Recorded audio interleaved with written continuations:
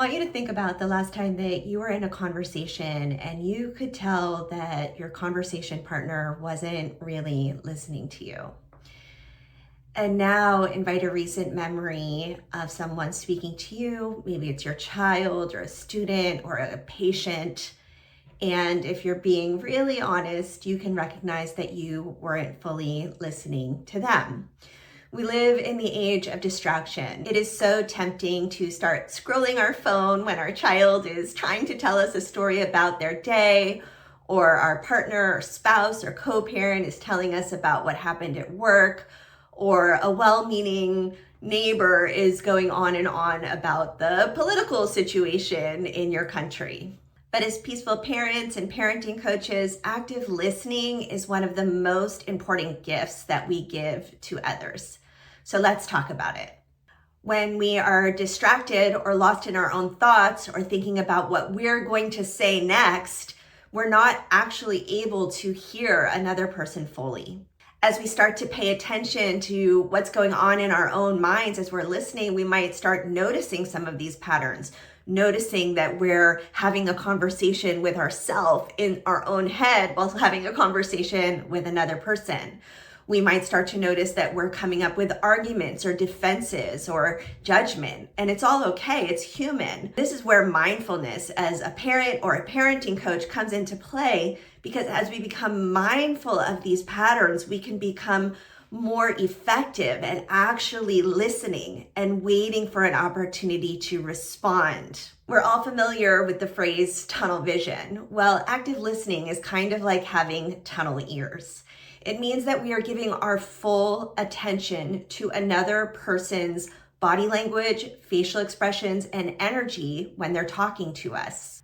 55% of communication is nonverbal, meaning people will give us a lot of clues about what's really going on by their micro expressions on their face, how they're holding their body, or their arms crossed, are they deflated, are they standing up tall? And these are actually powerful clues for us as leaders to start to make the distinction whether someone's words and what they're saying here matches their internal experience.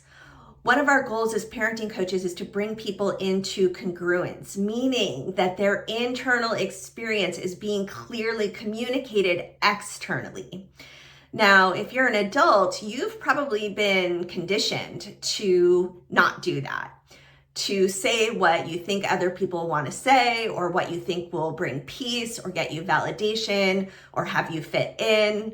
And this is part of the work that we have to do to become a parent coach, is to start to unravel and decondition all of these patterns of behavior, because it's our authenticity, whether it's with our children or our clients, that makes us truly trustworthy. As coaches, because we're aware of the human nature that people have to say something different than what's actually true, part of our work is to also be curious and patient and take the time to use reflective listening to mirror back what someone says to us, to ensure that we have clarity, that we understood what they are saying.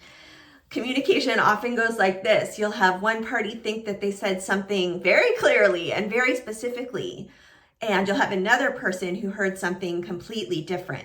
As parenting coaches, active listening is a core skill that we get to develop and use with our clients and our kids and pretty much everyone in our lives, because it deepens relationships and creates more trust and safety. We are listening for what we call here at Jai the doorways, things that people say that allow us to ask questions to help them gain deeper insight or self-awareness or self-knowledge. Very often, people's communication is clouded by their fears, their limiting beliefs, their assumptions.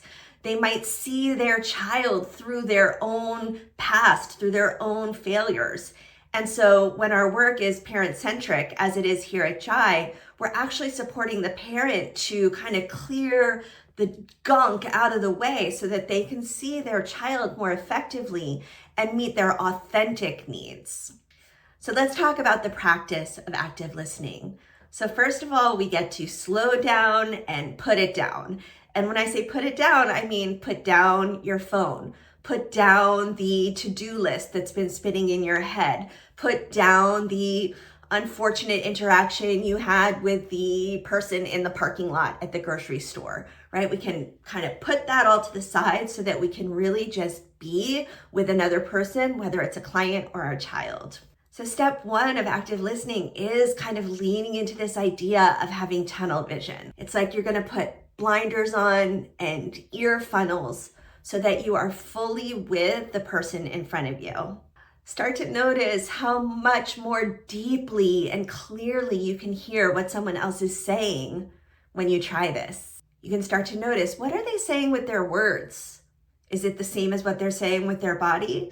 And what's happening on their face? Do you have any intuitive hits or empathy guesses about what might be the deeper need or issue that someone's trying to communicate to you? To do this process effectively, one of the things that we get more comfortable with is silence. Silence is actually our friend when we're being more effective communicators. It means that we're giving the person time to think and find their words, and we're giving ourselves the same. It's okay to take a beat. In fact, it's better than okay. It's generous. The second piece of active listening is reflective listening. And this is where we're going to essentially act like a mirror and say, what I heard you said was, or I think what I'm understanding is, and then allowing that person to clarify. So that could sound like, did I get it right? Is there more? What else should I know? Instead of jumping right into giving advice or offering a solution or sharing your opinion, you can simply state back what the person said.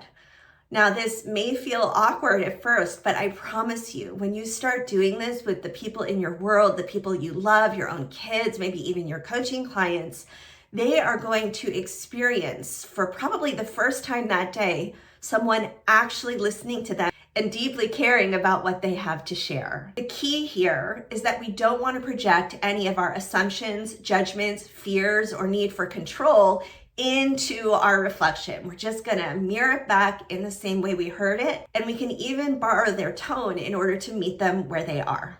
The best breakthroughs are self-created breakthroughs.